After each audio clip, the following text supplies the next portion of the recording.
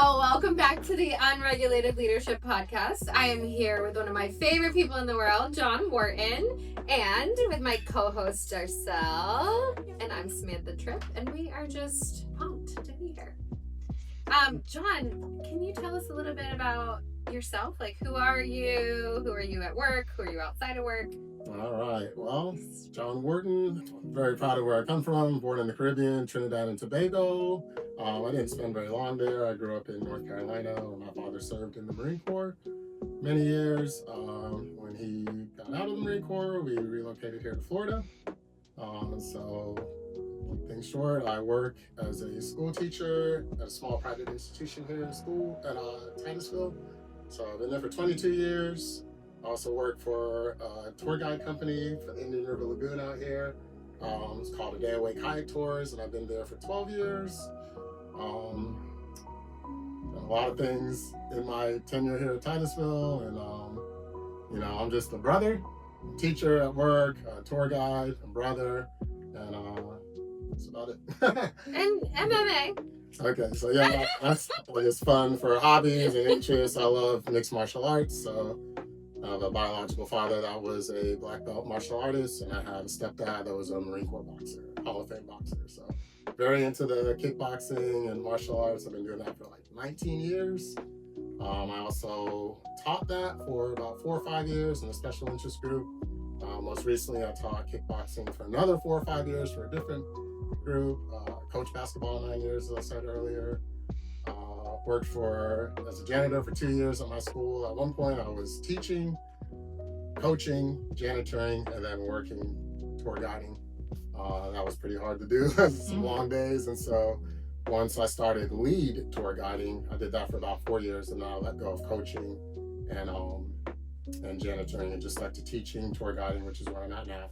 I still do the martial arts thing on the side. Right now I'm kind of on a break from that, but it is still something I love to do. So I love to exercise and work out. Have you gotten in the octagon? I've never been in the octagon. Never been in the cage like that. I have been in the ring for amateur level Muay Thai kickboxing. So, yeah. And I've done a lot of jiu-jitsu tournaments as well. Those are more like wrestling mats that they lay out in schools. So, yeah. So yes, I've competed. Competing is fun and challenging.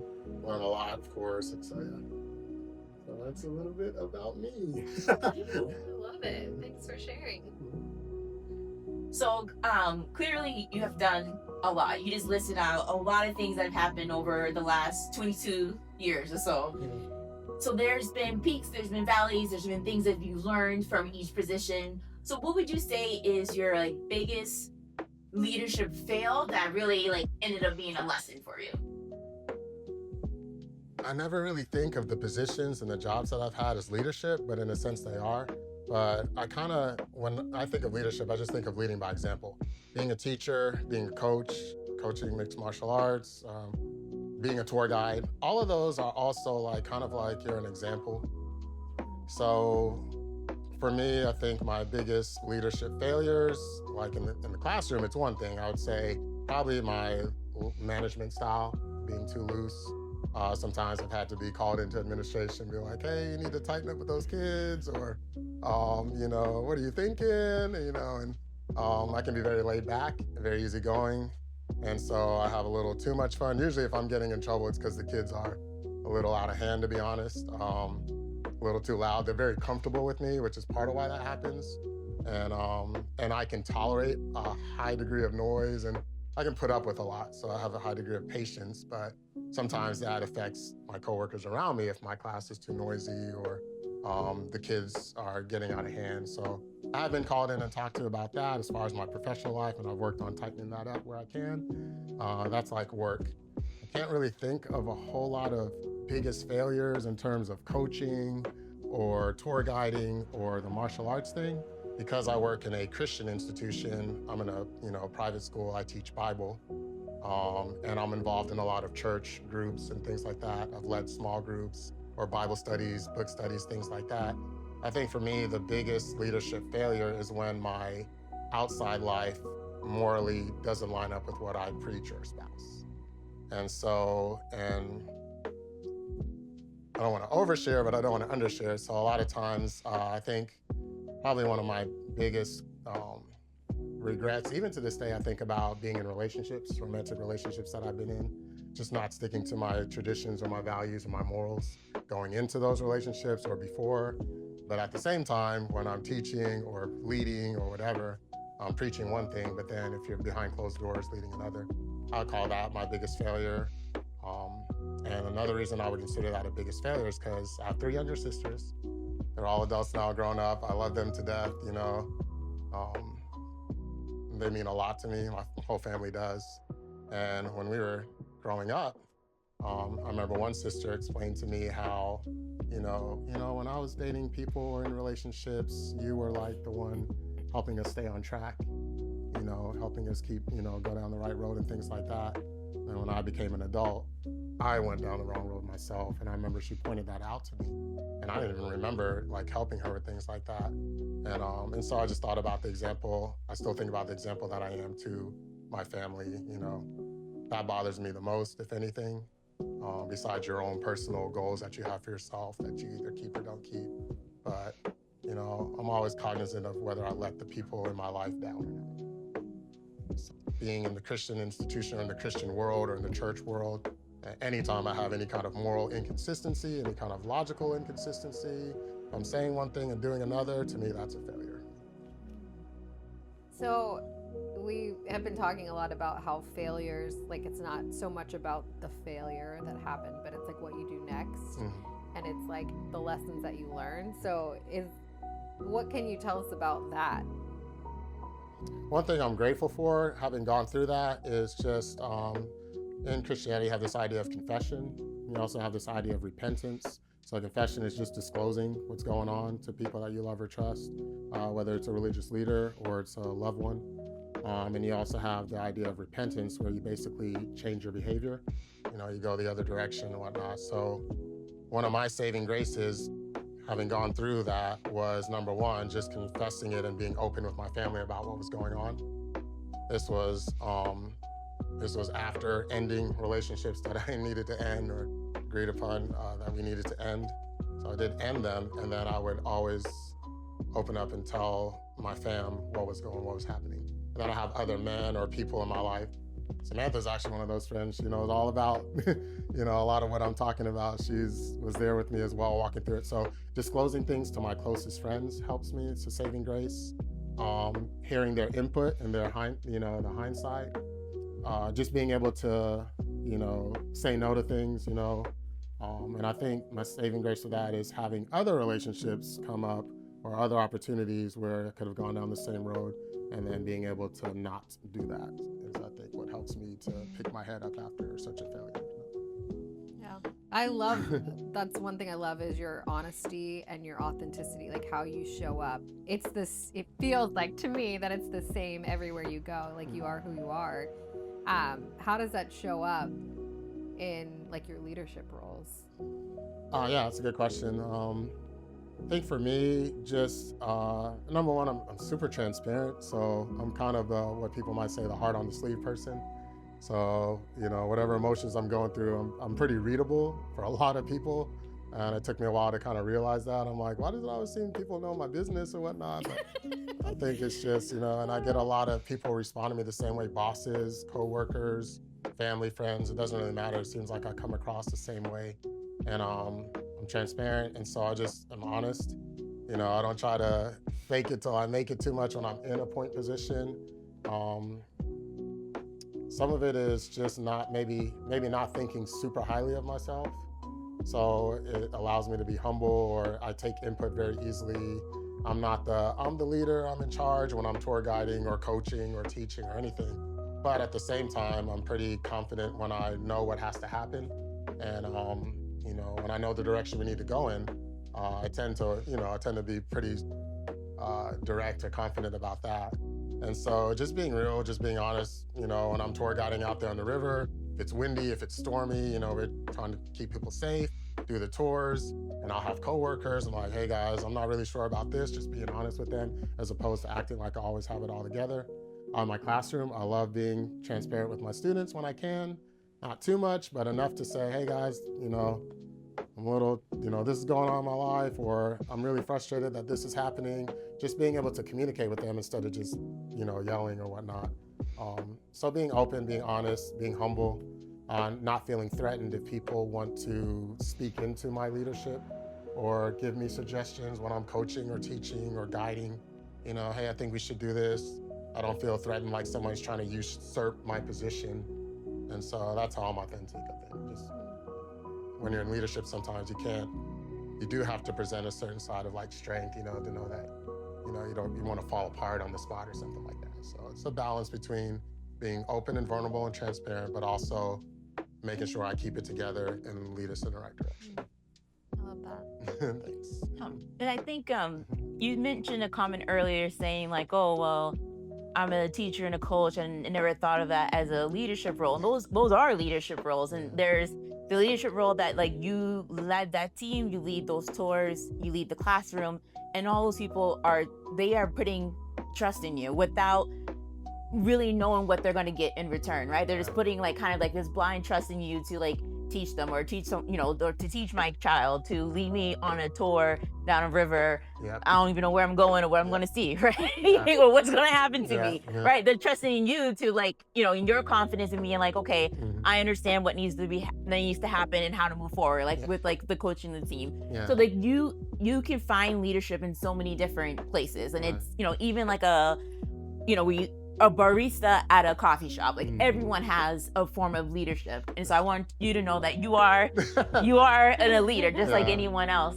I like how you talked about your authenticity, and you said how you got in trouble a lot with like having a loud classroom. And just like with my background, I think sometimes having that connection with students and being authentic and honest with them is how you build trust and how you get students to learn with you, and so it would have been so weird for them to walk in your classroom and for you to be like, nope, we're going to be quiet today.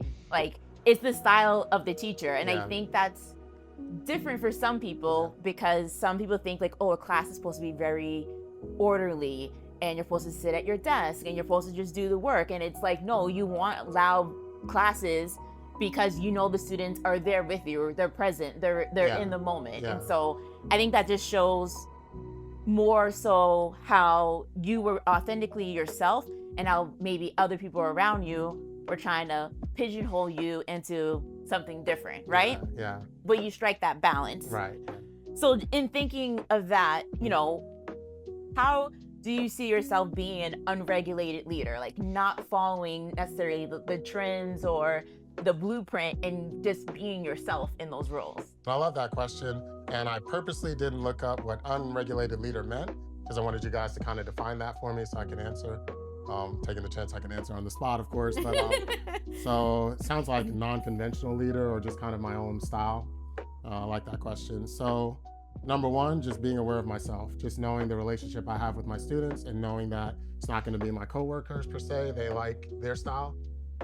Being okay with that. It's like kind of just being okay with who I am and being okay with how people respond to me within, reason. You want to be respectful and things like that. You want to teach that and encourage that. Same thing as a coach or a tour guide, but also just knowing that if I go a different route down the river than everybody else does, I'm okay with that and I know why I'm doing that. I had a player one time, my coaching style is very much informed by how I was coached in high school. And I remember I had some good coaches, some solid experiences, and I had a really bad experience when I moved here to Florida in my last high school and placement playing basketball. It was not a good experience at all. I loved the sport, but the way the person coached just kind of broke my spirit, broke me down. I didn't want to see a court for a while. I didn't want to look at a court. That was very strange for me as a young man growing up, loving the sport. But it was just the yelling and the aggressiveness and the cursing and I just didn't understand. In hindsight, I know that I was also being taught how to play organized basketball. There's a point to all this, but so he's teaching us organized basketball. I was used to street ball, used to play with my friends, and even in North Carolina, the way they coached us, it didn't really go against the way I naturally played. But when I moved here, it was different. I had to kind of structure up and go a certain way, and just the way that the coach came across was pretty shocking to me as a quiet, shy, reserved, young man that didn't get in trouble. I'm making good grades. I'm doing what's expected. So to have someone, blowing the top like that was, discomforting for me, to say the least. That same coach was so calm and peaceful in the classroom, though, which was, I didn't understand that. So I remember I was at a game and the coach put me in and stumbled when I first got in there, fell. The coach got upset and he's throwing a fit, and my parents were right behind the bench. And my mother said my father was so upset at the way that coach got very angry. He's like, you just put him in, give him a chance to warm up. It got to the point where my mother wanted to go talk to administration, and I didn't want her to do that because I was a new kid. No, Mom, don't do that. I let it ride, and I just went through. I eventually got cut from the team, and I was fine with that. I just couldn't hack it. I took all of that with me when I went into coaching. I said, all right, I'm dealing with other people's children. I'm not gonna be yelling at them like that. I'm not gonna be that coach. If I yell, it's gonna be positive. Good shot, give me that steal, get that block, let's run this play, but not aggressively and targeted at the kids. Some of the yelling and some of the coaching I see feels a little targeted. Now, the men will often say, hear what I'm saying, not how I'm saying it, or they say things like that to like, don't take it personal, and they're very nice after everything, but that's inconsistent for me, for who I am. So when I coach, I did not yell at those kids like that. I yelled, but it was more positive cheering. When they missed a shot or did something, I handled that in a way that I could look the parent in the eye after the game and say, I have no problems with that. And I had a player say to me once, Coach Wharton, you need to yell at us more. You need to yell. But no, we're not like they weren't fired up or something like that. And I was like, look, I made the decision and this is not my style. I do yell. I do tell y'all the plays or whatnot. I'm loud. I'm not a quiet person when I'm coaching or tour guiding or teaching or I'm loud.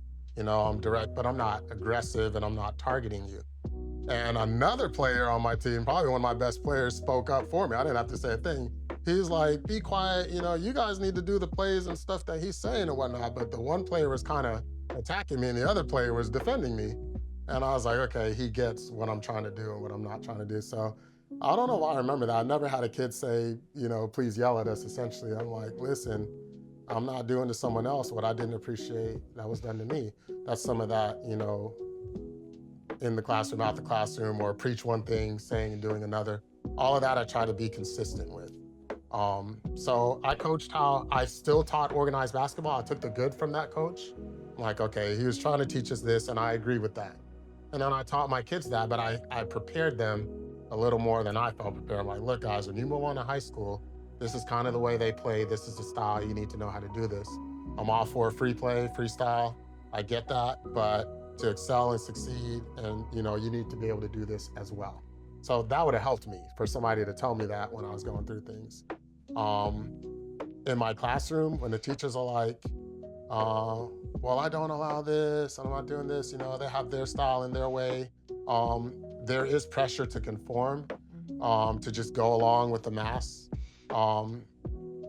But I stand out, I'm already not like the mass, I'm the only Black male teacher in a predominantly white school. It's been like that for many years.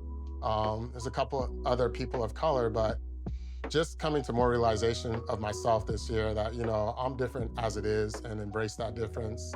My style is not gonna be like their style. I don't have their background. I think differently, being okay with that, just leading and teaching anything. Same thing on the tour guide job. I'm one of the only, Black males out there of any of the companies. And so just understanding I'm different as it is and just being able to be comfortable with that. When I'm doing martial arts or I'm teaching, that's a very, sometimes you can say testosterone heavy environment, or people have, they always say to check your ego at the door. You're learning combat, you're fighting, so it's very easy for people to get upset with the way they're being taught or the way that they're practicing or competing. And so I'll make a decision that I don't want to treat someone the way I don't want to train with someone the way I don't enjoy being trained with. A lot of the coaches in the industry will say to leave your ego at the door, leave your temper. There's no place for that, depending on how they run their school. That's something we walk in there with the understanding of. But it's very easy when somebody's doing you the wrong way to escalate and want to retaliate back. And so just being able to keep myself under control, even if the other person goes more aggressively, not, doing that, but just keeping to my game, my way of training, and just sticking to that. Yeah, so it reminds me a lot, like your leadership style is values-based, which I know that that's like a area of interest for you, but like that's like the whole time you're talking, that's kind of the theme that I heard is like it's all about your values. If it's within your set of values, then you're able to like really flourish and be like the leader that you can be, that you are. Absolutely. Yeah, and I believe they go hand in hand. I think often, and I don't have I don't know that my values are set. Like I continue to learn, think, read, listen to voices, evaluate. I'm always self-evaluating no matter what I'm doing. And I adjust where I need to adjust. And, I understand that, there's all the kids in the rows and the desk and whatever, but those kids are different. They're not all the same. Some of them, they're different backgrounds. I try to be cognizant of all these things. When I'm tour guiding, these people are coming from all over the world. They don't know all our customs and stuff like that. So, very values-based. It takes two to tango. It's not just about me, but it's also about, how you connect with the people that are in your charge. So, yeah.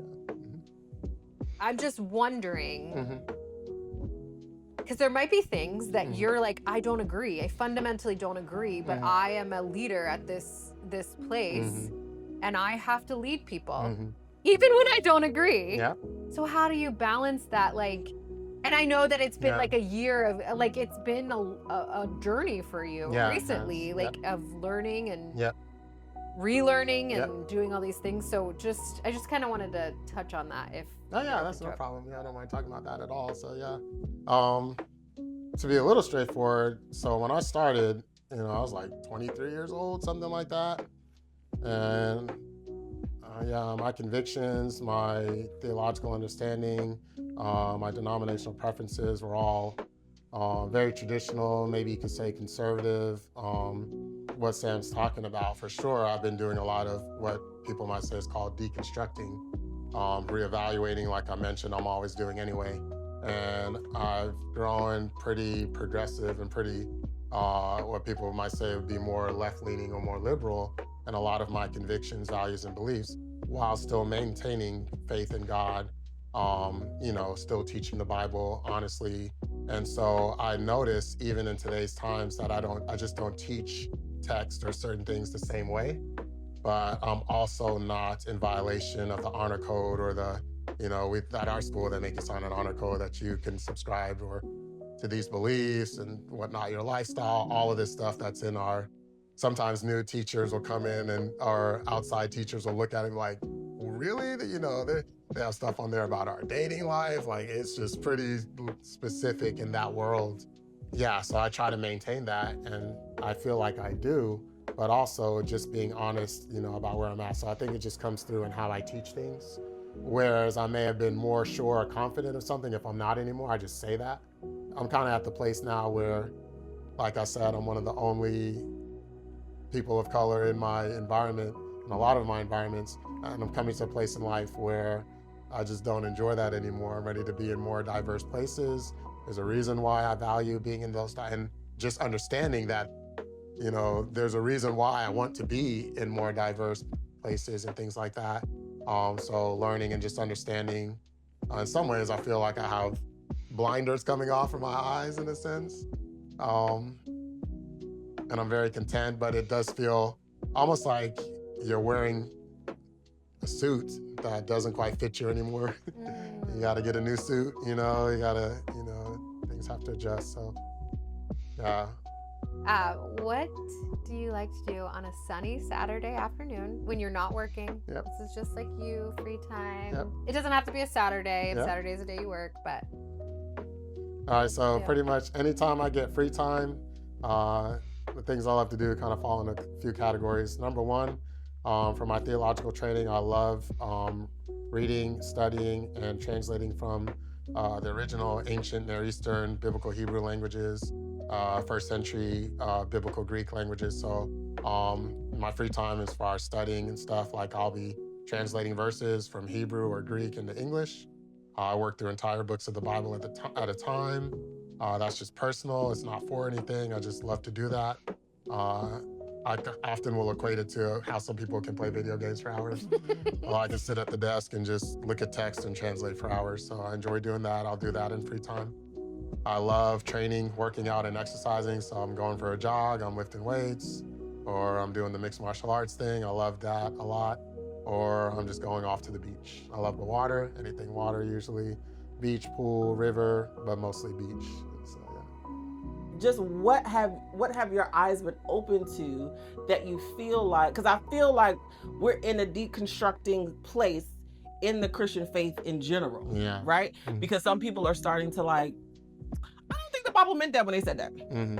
But we're not really having those specific conversations about what that looks like. Mm-hmm. So I'm just curious Yeah. as to what you are being open to. Yeah. Well, I'll say for me, love, right? What does love look like? Love is kind, love is Mhm. patient, love is all the things that the Mhm. Bible says love is. Mm-hmm. Why are you yelling at me?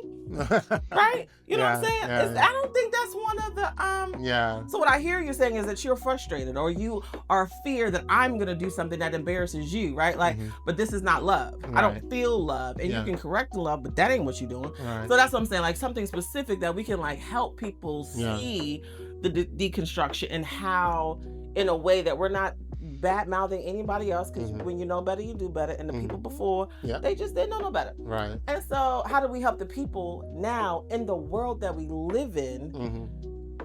with all the madness happening, Right. still not go away from Christ, but like helping them see like this is what is meant by, or this is a different way of looking at things without dumping the Bible at you or Right.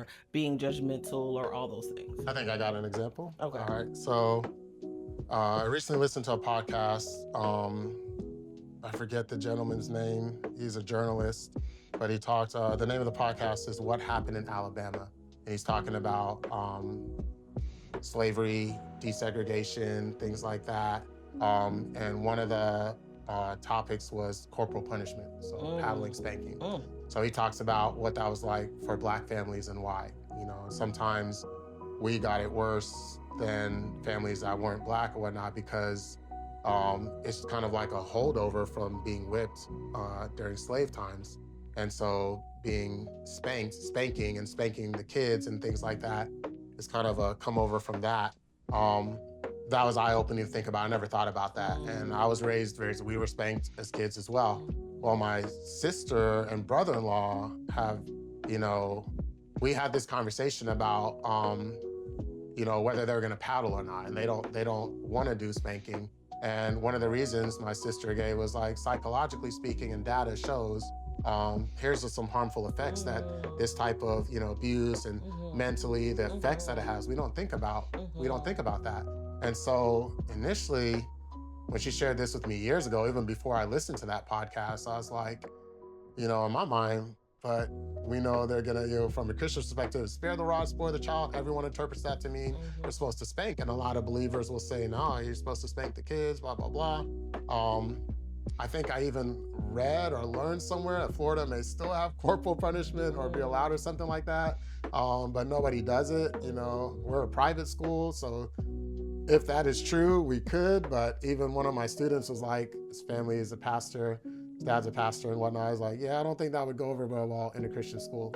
However, I made a post on one of my Instagram stories about essentially not spanking, like being against it, or showing like, I think I posted someone that put some of the like data or research. This is harmful. It's not actually helpful. You don't have to do this. I don't even think it was a Christian person. Well, I got some kickback from one of my Christian friends, like, oh, you know, I wholeheartedly disagree with this, blah, blah, blah. And I did the same thing I did with you. I was like, okay, no problem. I just like laid out why I posted it. And she was like, the Bible says, and she went through the verses, which I knew the verses. I was like, well, yeah, it also says this, and I think I support it. And like, there's these verses too. I know where you're coming from. We're reading the same Bible. However, I don't know that you have to interpret spare the rod, spoil the child as literal spanking. And I think I even mentioned for Black people and Black families, I mentioned something about that, you know, like just coming from that perspective. And she was like, yeah, I'm not talking about abuse or that. I just mean spanking in the right way. And in my mind, I'm like, I know. So what's the limit or the level? How hard? How much? How many? And so just kind of deconstructing that and saying, if this is harmful, studies show this is harmful and there's better ways to discipline or to train or instruct, then why as believers are we not open to that, you know? Just interpreting that verse differently. The same interpreting the verses where, you know, just blinders coming off to realizing that many, I'm gonna say white evangelical conservative Christians were the ones doing the slavery and using the same slavery verses, while a lot of Black liberation theologians or Black believers were using Exodus and other verses to say, no, we should be free.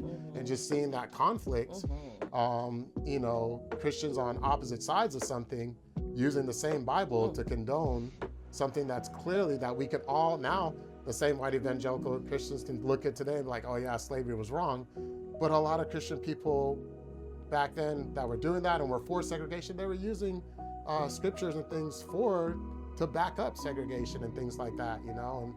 And that's one of the areas where the blinders are coming off, realizing a lot of times people today, you would almost think that anyone that's associated with the church was on the right side of history during the civil rights movement and slavery and stuff like that. And just realizing, oh my gosh, no, the church wasn't. There were people in the church that was saying, but they were minority voices, you know? And now we all agree, but man, they got so much flack when they were first in it, you know? I remember I'm reading several books right now, some by Black voices and some by white, maybe progressive voices. I never knew that, let me use some names. So I know a lot about Dr. King, and then I'm aware of Billy Graham. I never knew that when Dr. King was doing his thing, Billy Graham, who was one of the first to desegregate his revival meetings, like he's like, look, we're not doing this unless you let, you know, Black and white people sit wherever. That was super awesome, but I also didn't know that he was one of the voices that was kind of against the way Dr. King was trying to fight for civil rights. I would have never known or thought that, you know? And there are so many like that, maybe moderate, maybe not wanting to pick a side, or maybe wanting to go through channels. Well, go through the right channels, we're Christians and all that, but those same channels weren't working for those Christians, you know, for Black Christians and things like that. And just realizing that, you know, there's just more to that story. There's more to the faith. And just because a majority of people may be interpreting something one way, doesn't mean that's the only way to see it in the Bible, you know? So that's kind of the stuff that I'm doing. So I have two questions. Yeah. Have you ever thought of having your own podcast? Oh, I do a lot of listening to other people's podcasts. So, yeah. Have you ever thought of having your own though? I've never thought about having my own. I had a friend that said I should, I have a friend that's very adamant that I should write a book or write my story out, but no, I've never thought of it. I mean, just think about it. Okay, think about it. Yeah, things that you love to do are the things normally that you're called to do. Yeah. And things that you have gifts to do. And just finding the places that will appreciate your gift. Thanks. Have you read the book Change Your Paradigm? No. Change Your Life? Have you read that book? I have not. Change Your Paradigm. So what we were taught is go to school. Yep. Yeah. Go to college. Get a job. Federal government would be great because it's stable, which it's not. Retire and then you die. Right? Like they're not taught to be creative. They're not taught to have an imagination. They're not taught to be entrepreneurs because it's not safe. Yeah. And so we're taught to do things that are safe and then we're miserable at the same time. And so it's not about being miserable. It's about what are you passionate about doing? If we could teach people at a young age, what are your gifts? Which is why I love what you were saying earlier about like their gifts, like being able to identify that and connecting it to what brings you joy, what you're passionate about, and then helping people find that early so that you know how many people go to college and change their major?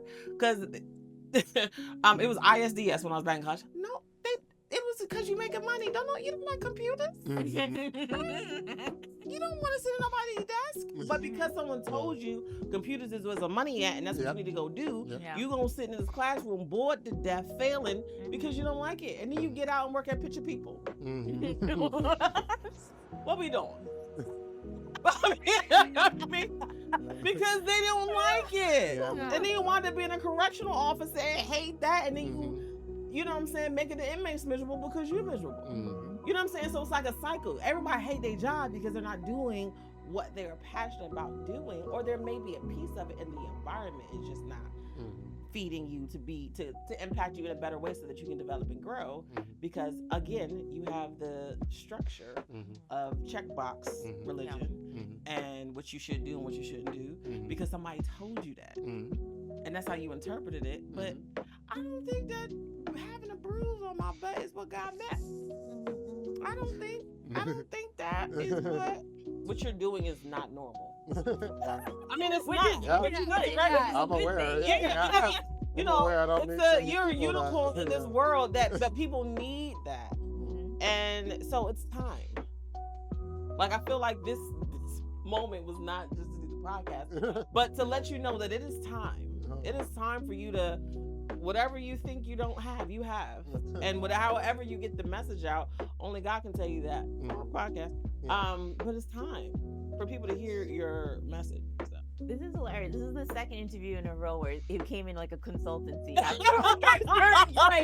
So you're on the couch with three organizations, and we're going to tell you what you're missing, what you need to know, what we see. I see it. I'll listen to those.